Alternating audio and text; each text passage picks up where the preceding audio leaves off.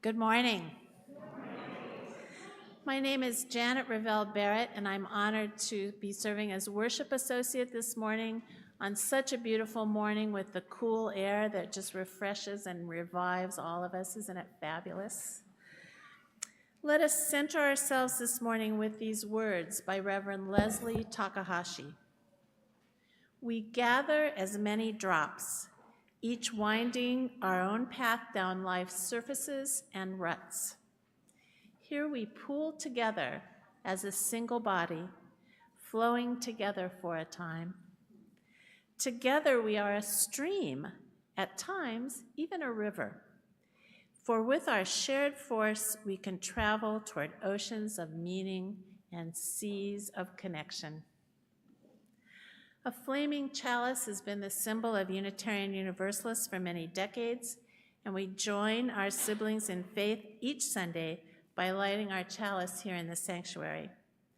Our Board of Trustees Chair, Margaret Lovell, will light our chalice in the sanctuary, and for those joining us online, I invite you to light a candle or a chalice in your own space as we share these words from Katie Silvani Gelfand. We light this chalice as a symbol of reunion. We reunite in this sanctuary to share the flow of our hearts with one another. We gather together in ritual to celebrate our fountains of joy, to hold each other through storms of grief, to guide one another through rapids of transformation, to rest together on ponds of stillness. Together, we honor the spirit of water, its many forms, and its life-giving essence. Your order of service may say something else, but at this moment, we're going to sing our opening song and not after the welcome. So please rise and body your spirit to sing hymn 361 in the gray hymnal, Enter, Rejoice, and Come In.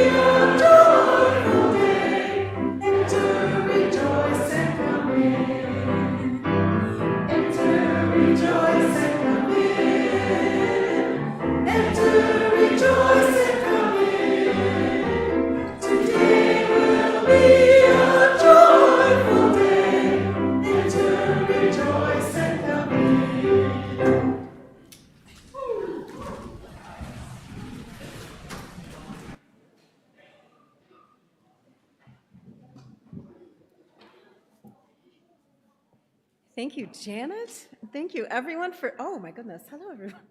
We're very full today. I just haven't looked out at all of you yet. But good morning and welcome to the Unitarian Universalist Church of Urbana-Champaign.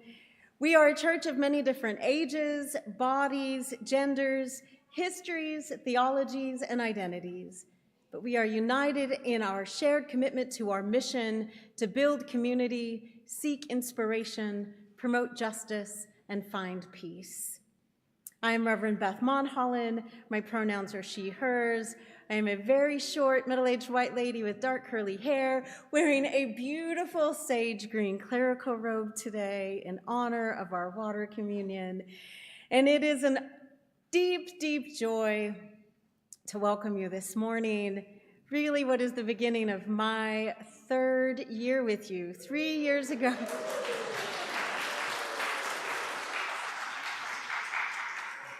3 years ago, we didn't even know each other. And 2 years ago this weekend, I was preaching my very first sermon with you as your lead minister.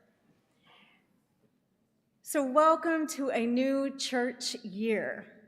And whether you are joining us here in the sanctuary, as many people are, or via the power of the internet, welcome, welcome, welcome. I trust that today's service will bring you what you need. And as we gather this morning, whether it's your 50th church year or your very first day, as it is for a few folks, please know that we are so glad you joined us on this beautiful morning. And if you are feeling a bit too crowded here in the sanctuary, you are welcome at any time for any reason to go across the entryway to Fellowship Hall, where there's a lot more wiggle room. You can stretch your legs, access the bathrooms, and watch the service on the live stream that is there. As I mentioned, we are a congregation of all ages, which means we welcome all the noises and potential distractions that little ones bring to a Sunday morning. And while kids are welcome to stay here with their families for the entirety of the service, our Faith Development Sunday morning programming does begin today. So kids and volunteers will be invited to go to their classes right after our community water ritual. As always, though, for anybody who's new or just forgot, we do have a nursery that is available for little ones 5 and under. And everyone this morning is invited to join us in Fellowship Hall immediately after the service for coffee, conversation, lots of snacks. You all, the hospitality team F has been outdoing themselves this month. So for those who haven't been here much in August, you are in for a literal treat, a feast of delight. So please join us in Fellowship Hall. And as a special bonus today, for all of our members and even our visitors who would like, our membership and communication coordinator, Alyssa Knights, is going to be available at the member table that they have been setting up and can take your photo so that it can go into our member directory and realm. So if you're like, I've been meaning to do that, today's your day. Alyssa will do it for you. It will be easy and quick. So with all of that, let's take a deep breath together, because I feel like I need one. One more. And another. And let's bring ourselves fully into this space together. As I mentioned, it's the beginning of a church year. And what has become a tradition among Unitarian Universalist churches is to begin our church year with a water service, a water ingathering, a water communion. It's called many names. And we are participating in that today. Our sibling UU churches will be doing it today or in the next few weeks. This ritual is how we acknowledge that water in all of its forms is a gift of life, that water is life. Owen, yes. Oh, Owen, who was not here last year for the water communion, wants to know if it's baptism. And that is the best question I've gotten in ages. Owen, that is a great question. Look at these Did you know we were going to have theology this morning? I would hope you did, but not this level of it. It is not baptism. Baptism, and here's my little brief history lesson. Baptism in a Christian context was a way of two things. One, washing away sin, which we do not believe as Unitarian Universalists we are born with, and welcoming people into the life of a church. This is a water ritual where communally we bring water from all of the places where we have visited or where we live, or just from right here in the pictures of our own church, the waters of our community, to represent who we are and how when we come together as a community, all of those various parts of who we are, all of our histories, those things I mentioned at the beginning, our histories, our identities, our beliefs, mingle together, and we make space for each other, and we shift and we transform just as water shifts and transforms. So this is not a baptism. Thank you, Owen, for asking that. This is a community ritual that affirms that we are many and that we are still a single beloved community. So if you were like, I didn't know any of that was happening today, it's okay. If it's your first time and you're like, what the heck? I didn't know to bring water. That's okay. We make space for all kinds of ways to engage in community and in ritual. So I said water is the source of life. Our bodies are mostly water. This planet is mostly water. And ancient human civilizations made their homes beside waterways, by rivers and lakes and oceans, because they knew that that would be the source of their thriving. And we still, as humans today, gather by water. We build our homes by them. We vacation to water. We honor it. And so as we prepare to honor and celebrate our community with water today, I want to lift up all of the ancestors who came before us, those known and unknown, claimed and unclaimed, who made their homes by water all over this globe, made their homes by water knowing that floods would come and drought too. Bless you. Those ancestors who even in deserts or on wide prairie plains knew how to find and care for water, knew how to praise the rain and the dew and the creeks and the wells that made home possible. So we remember those ancestors, we invoke them this morning, and we join in the tradition of honoring water, of offering gratitude for it, of letting our dreams flow through the water into us, letting the dreams of the homes we want to build, of the beloved community we know is possible, be here and now with us. So wherever you are, whatever you're feeling this morning, here in this room, in Fellowship Hall, on the internet, I want you to think of all the water in your life that has made your very living possible.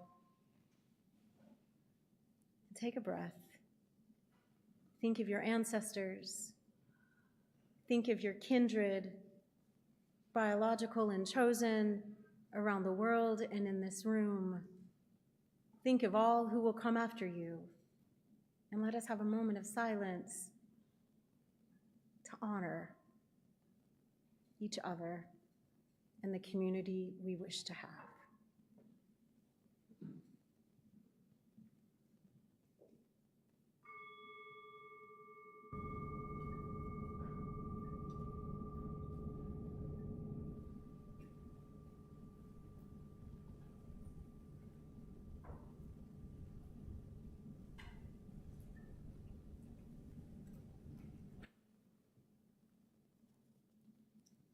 So for those of you who attend regularly, you might know that what has become the tradition in our liturgy since I've been in charge of it is that this is the time in a service where we would often do our embodied ritual of joys and sorrows. We make space for joys and sorrows each week because we know that we carry all that who we are with us when we gather, and it is an act of spiritual generosity to make space for those joys, those sorrows, those griefs and gratitudes. So we have an embodied ritual where we sing and invite people to come forward and either light candles or drop petals and stones into water. And later in the service, we read aloud joys and sorrows people would like to share. We'll still do the spoken joys and sorrows later in the service after the offering. But this morning, rather than our typical embodied joys and sorrows ritual, we are going to do our water communion. And so you are invited.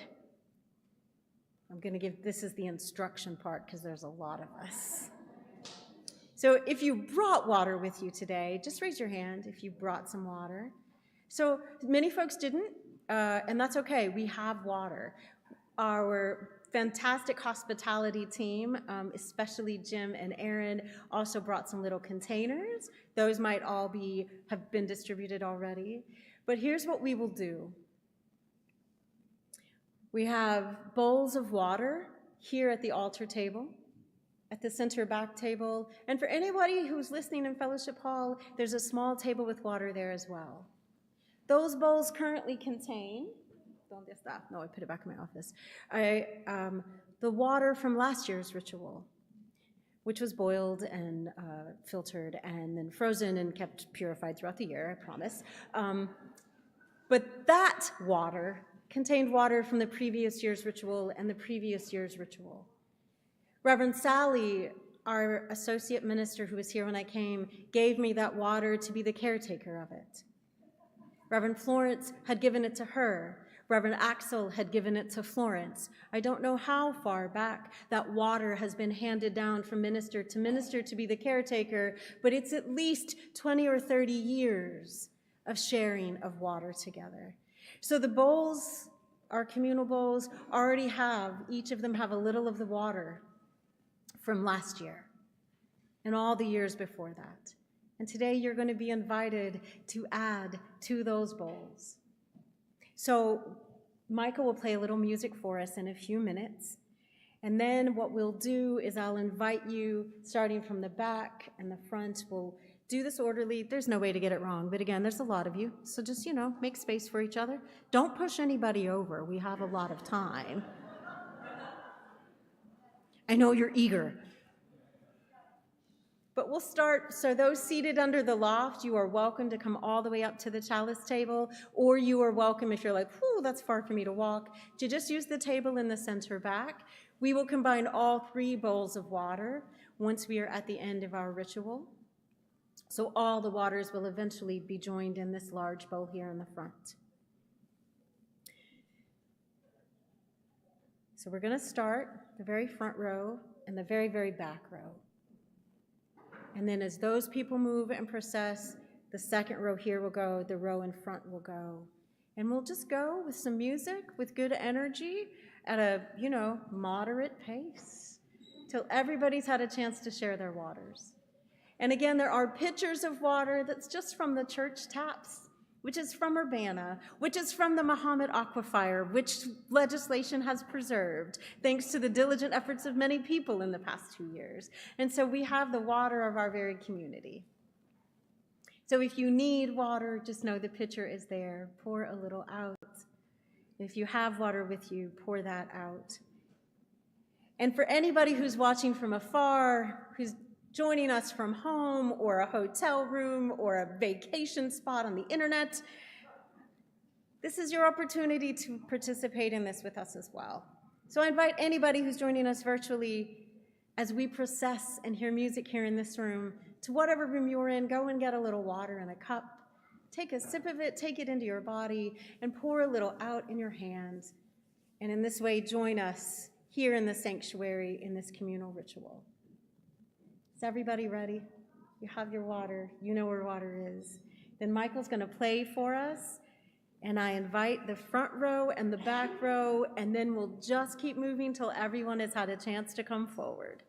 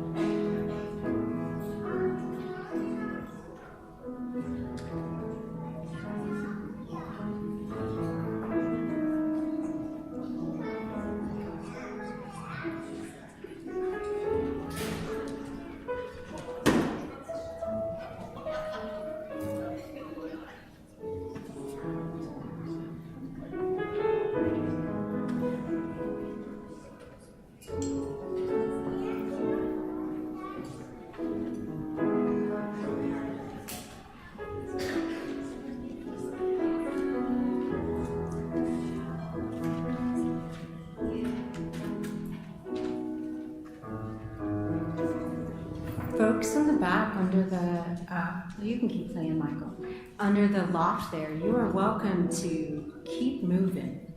But if everybody went, well done. That was efficient.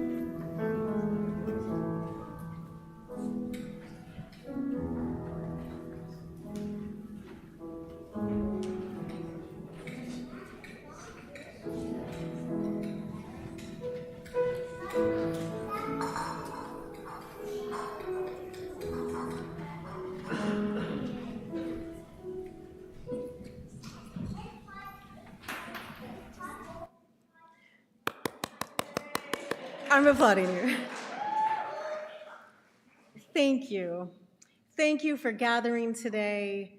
Thank you for letting the literal waters of who we are mingle together. May we, as this church year proceeds, let the metaphorical waters of who we are, even when they are turbulent, even when there are rapids, even when they're running a little dry, continue to nourish us in community. And now, kids, are you ready? You get to go to your classrooms. Camden is up. It is time for our kids and all of our faith development volunteers to go to their classrooms for their time together. So go on out. We will sing you on your way. So everyone is here, left in the room, is invited to rise in body or spirit. And we will sing in the teal hymnal number 1084, Blue Boat Home.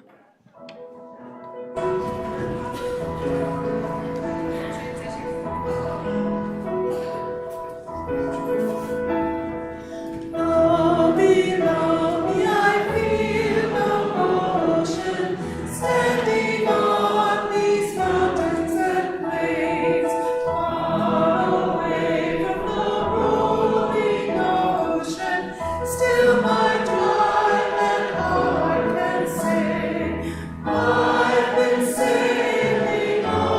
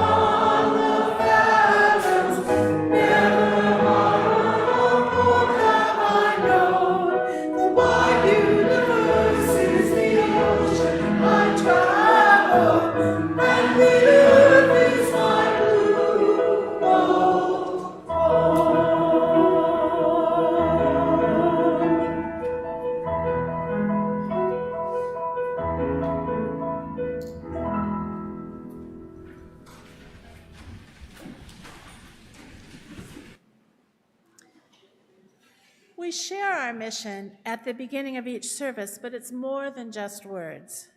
We live that mission by actively engaging in opportunities both within and beyond our congregation. We invite you to subscribe to and read our weekly e-news to stay up to date on all the activities offered through our faith development, congregational life, and social action councils. This morning, there are dozens of things to share as we start this new church year, but here are just a few. The first coffee house of the year, whoop, whoop, whoop, will be on Saturday, September 20th, 2025 at 7 p.m. Please sign up to perform or bring snacks or help out or enjoy the hoopla and the wonderful music, or all of the above. For those of you who may be new, our coffee houses welcome performers of all ages to share music, dance, poetry, comedy, or whatever it is you do best. We promise a welcoming and supportive audience. Are you seeking a deepening spiritual connection at UUCUC? So join a deep listening small group. Adult Faith Development is offering an expanded small group experience this year. Deep listening small groups will utilize the Soul Matters curriculum, which aligns with our monthly worship themes, to support spiritual deepening in a small group setting. Registration's now open, and we encourage you to sign up for groups that will begin in October. We're offering an adult section of Our Whole Lives, our sexuality education program. This 10-week class is open to anyone over 18, and it begins on September 21st. There are many other amazing programs to register for or save the date for, and so check those out in the e-news. And everyone save the date, yes, yes, yes, for October 18th and 19th, when our stewardship consultant will be here for what we're calling the next steps process. And this is a time for us to be invited to share our congregational visions for the future and to develop them in community together. So read all of these items in the e-news or realm and the website. Lots to do. This is a vibrant and energetic congregation. Each Sunday, in recognition of our real interdependence and reliance on each other, we pass the plate and share our offering with an organization doing the work of justice in the world. Our shared offering partner for August is See You at Home, which stands as a local beacon for social justice through its relational and transformative approach to homelessness. They offer not just shelter, but meaningful pathways to stability, employment, community, and dignity. Their holistic programming addresses immediate needs while seeking broader systemic change, and we're honored to partner with them this month. You can give by text or through the online portal on the website. If you're here in the sanctuary, the basket will be passed, and checks can be made out to UUCUC, and in the memo, please put shared offering. Half of what you give will go towards sustaining the work of this church, and the other half will go directly to the shared offering partner. We invite you to give whatever is generous for you, and this is also the time to submit a joy or sorrow card, and if you need one of those, raise your hand and the ushers will help distribute them. And so as we prepare, as you can see, the choir is coming up along with MR to share with us the offering music, and the offering will be greatly received during this time.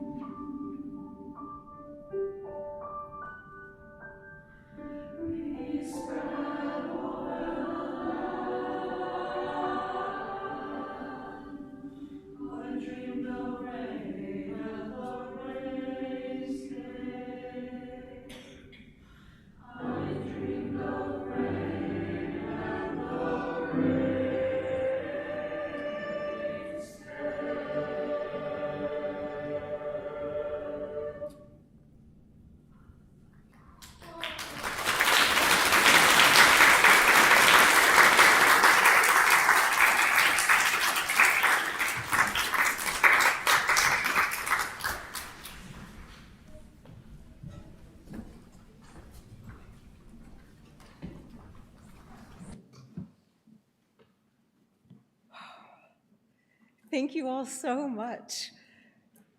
That was so beautiful. When I get really joyful, my jaw will tingle, and then I can't stop smiling, and that's what happened during that song. Thank you. So that's a joy I'll share right this moment.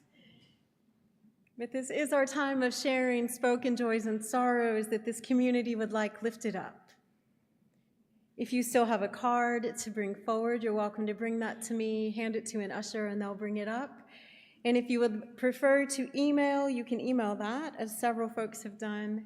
Thank you, Todd. Thank you, Aaron. To joysandsorrows@uucuc.org.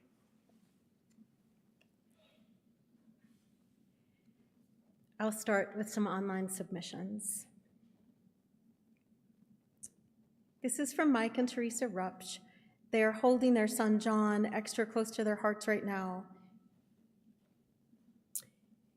They're hoping he has a good outcome to a lung biopsy this coming Friday.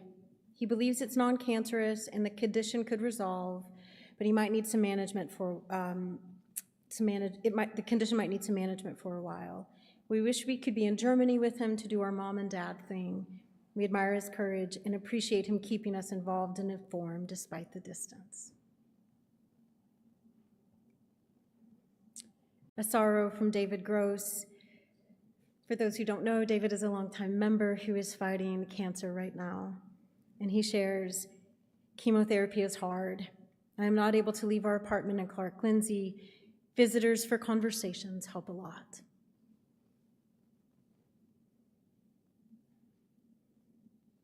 From Jenny, my best friend from high school lost her father this morning. Our thoughts and love are with her and her family at this difficult time. And from Sam Bashir's, Lynn Wiley's cousin, Tim Mullen, died unexpectedly at age 56. A couple of joys.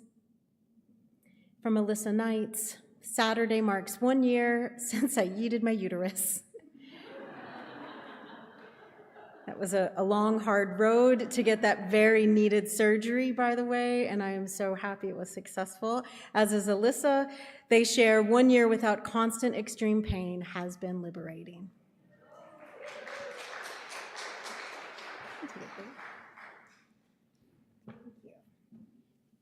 And from Barbara Hudgens, a joy. Yesterday, my oldest grandchild turned 21, and his sister entered her first year at Harvard. Good luck. Just kidding. I worked in higher ed for a really long time, and Harvard is hard to get into, but once you're there, you're doing okay. That's all I'm going to say about that. They have good support, as they should. They have a $58 billion endowment, so more on that later. In fellowship hour. This is from MR, a deep joy, 2 deep joys, 1 deep, 1 pretty good joy. After many months and hundreds of dollars, I celebrated Friday as I finally got my passport back with all of the correct information, even the gender marker. So yay, congrats. And then they wrote, oh, and I earned tenure at Unit 4, where I teach music to grades K through 5. It's great. This is from our dear Mabel, Mabel's 10 now, right? I'm remembering that she turned 10 earlier this year, yep. Mabel says, my joy is getting to have a great first week at school. Amen. And then from Mabel's dad, Aaron Munoz, excited to start this next semester as an associate professor with tenure, congratulations, in the theater department at the U of I. And then from Theo, one of our other 10-year-olds, joy, tomorrow is my sister Lucy's 6th birthday. Lucy, you're not here anymore, but happy birthday. We can all wish Lucy happy birthday when we see her in Fellowship Hall. She is a little one with long blonde hair wearing a fabulous, purple ruffled dress today. Sophie Meyer writes, getting to see my kids start high school, I didn't always know that I would. She is awesome, and I'm proud. And then from Jody Hanger, a concern, my mom fell and fractured 3 ribs. Oh my God, Jody, I'm so sorry. She is frustrated with the impending slow recovery. And then a joy, our daughter will be getting married at the Wisconsin State Capitol on September 12th. Congratulations. And I'm checking online one more time. That is everything folks wanted to share out loud this morning. Now I can see you again. But for everything that we've spoken aloud today, and for all that we know we are always silently carrying in our hearts, I give thanks for this community, for the way that we make space together. I'm going to ring our singing bowl for us to take a minute of silence to just hold all that we are here in this moment together.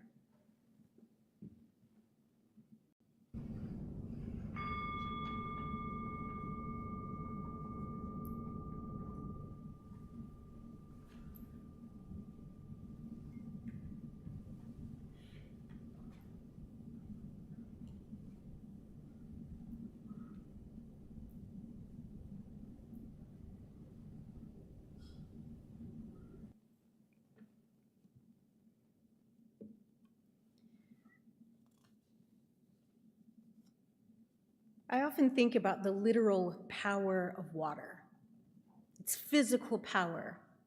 Like the fact that all life on this planet began in the depths of the ocean. The fact that all of us individually begin our lives swimming in the waters of a womb.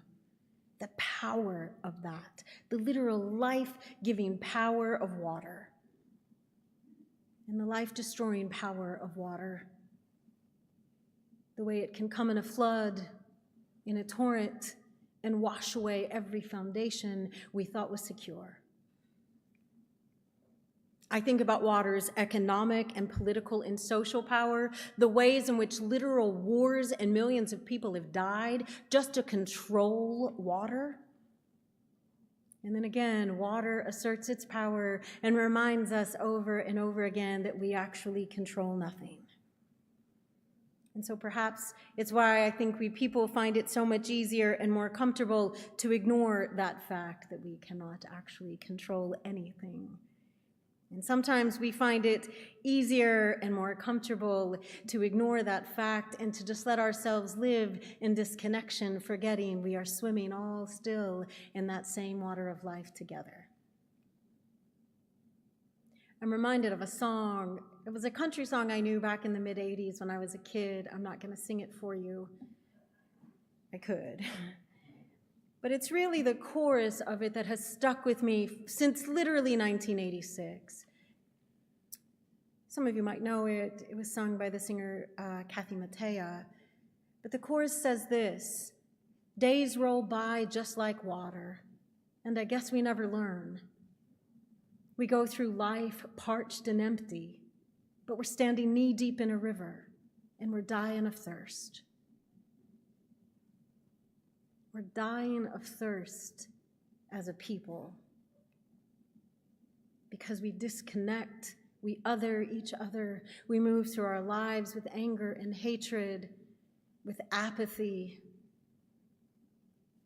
We're just overwhelmed by all of it.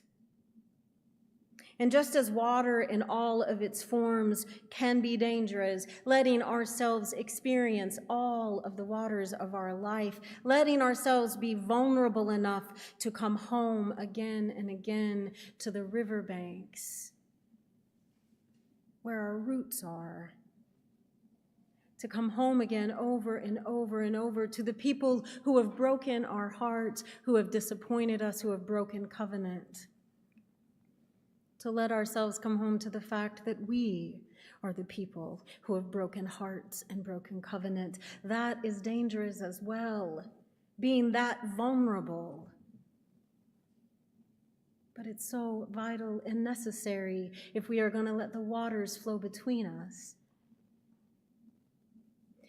That level of vulnerability is swimming in rapids when what we would rather be doing is wading in the shallows. But if we only ever wade in the shallows, we are never going to build the communities of depth and connection that this world in each of our hearts and spirits need.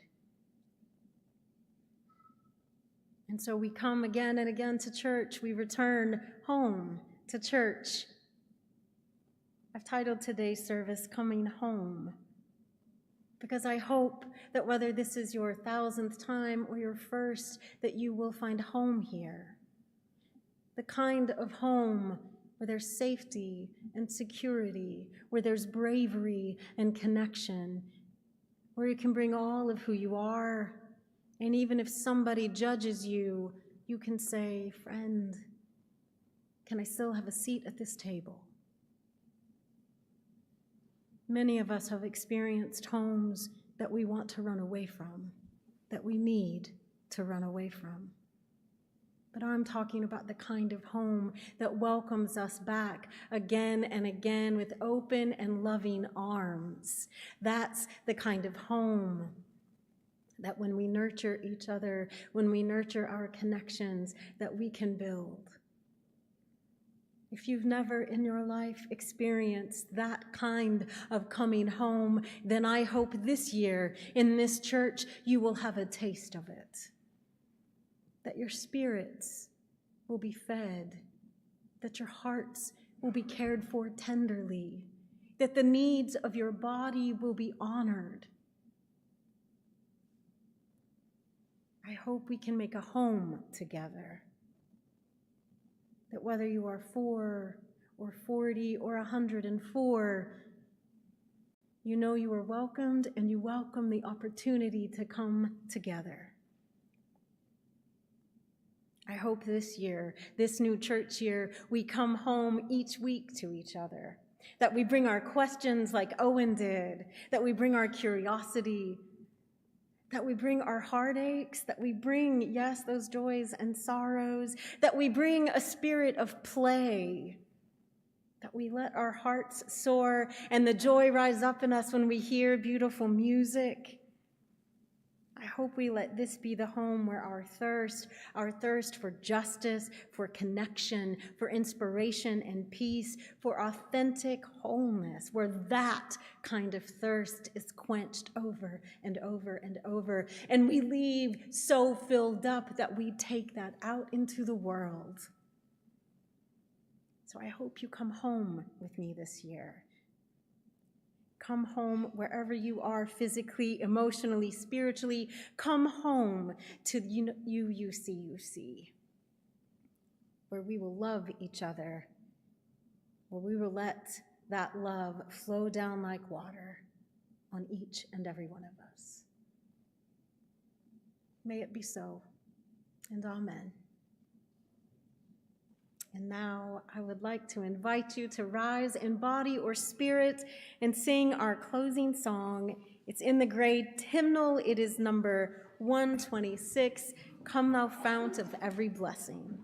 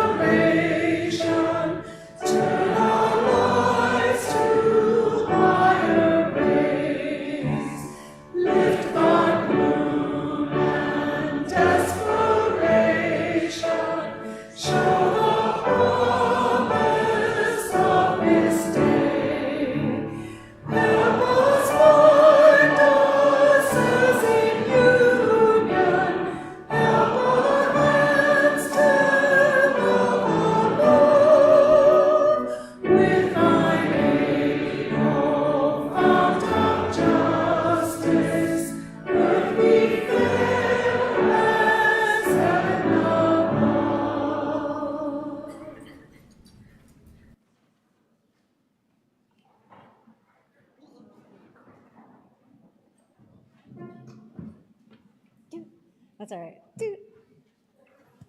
Thank you all for being here today. Thank you for joining in our water communion. Thank you for the beautiful decorations of flowers and water lilies and lotuses that Jim and Aaron brought. Thank you for everybody who prepared delicious things like brownies and deviled eggs and Lord knows what in the fellowship hall for you today. And thank you for coming home with me for one more year. So we'll extinguish our chalice with the words on your screen, our typical chalice lighting words by Reverend Elizabeth Selly-Jones. We extinguish this flame, but not the light of truth, the warmth of community, or the fire of commitment. These we carry in our hearts until we are together again. Thank you.